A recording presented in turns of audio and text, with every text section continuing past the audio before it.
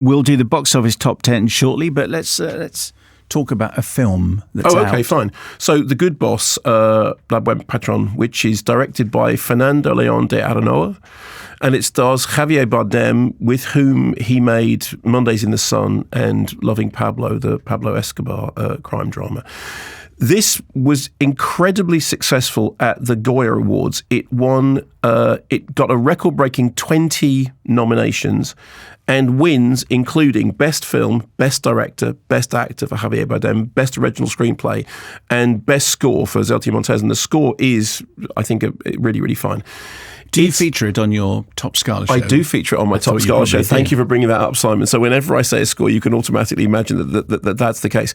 So the director himself has said that the film is about the way in which the modern labour market is completely corrupt and decadent. He said it's a tragicomic tale of a worn-out labour ecosystem, and also the reverse angle shot of Mondays in the Sun. Javier Bardem is the head of a provincial company making industrial scales, and they are up for an award, a Business Excellence Awards that will come from the regional government, if they can just manage to impress them that they are indeed an excellent business.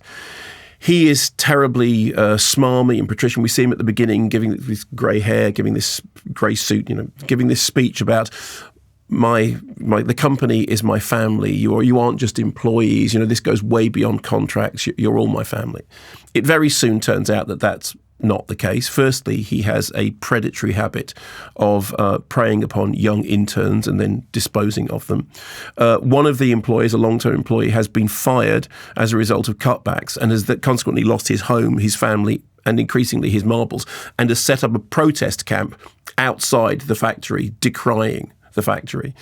Meanwhile, his right-hand man, his work is falling apart because his marriage is in crisis, and his marriage is in crisis, he says, because his wife is doing something terrible, but of course it turns out that he is equally responsible. So immediately what you see is this kind of this front-footed image of, I'm a father to all of you and I look after all of you and you're all wonderful. And then what you see is that it's all corrupt and it's all, twisted. And in fact, he's just massively egotistical. So it's a black comedy. There is a central metaphor about scales and the scales of justice, and justice being blind and everything being balanced. And that is a metaphor which is worked into the floor. I mean, there is not a version of that metaphor that doesn't at some point get... Are there fish scales in there? Do they push it that far? No, they don't go as far as fish scales. Probably doesn't work in Spanish. That's why I wonder what the Spanish is for fish scales. I could look it up, but it would take more time. I thought the film was fine. It's got a great performance by Javier Bardem. He does an absolutely brilliant job he has this kind of horribly paternalist smile, and everything sort of fixed in this kind of, people talk about the smiling face of capitalism, the kind of, caring capitalism. And it looks all sort of very, yes, and in the George Osborne, that kind of thing.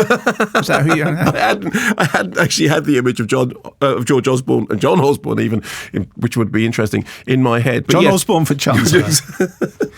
So he's great. I mean, his performance is really terrific. And I think the reason his performance is great is because he can do that thing about looking smiling and charming and suave, but also suggesting that behind it there are these layers of corruption and venality and self-interest and self-aggrandizement. There's a couple of funny running gags. There's a thing about the security guard befriending the guy who set up the camp outside and complaining about the fact that his slogans don't rhyme and they don't have the meter that they should have, and that's a kind of quite funny thing. There's also some much darker stuff going on in the background, and there's one scene in which our central character ends up staring at themselves in the mirror, and it is like the void, looking into the void.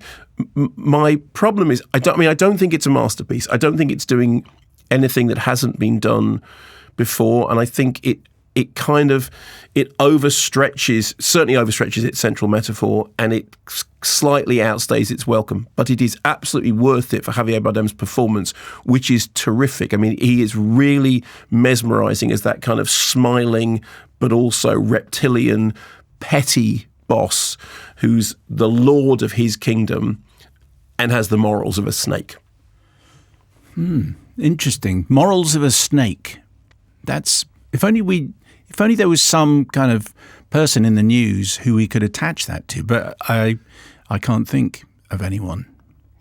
It's in cinemas and on Curzon Home Cinema. Thank you very much.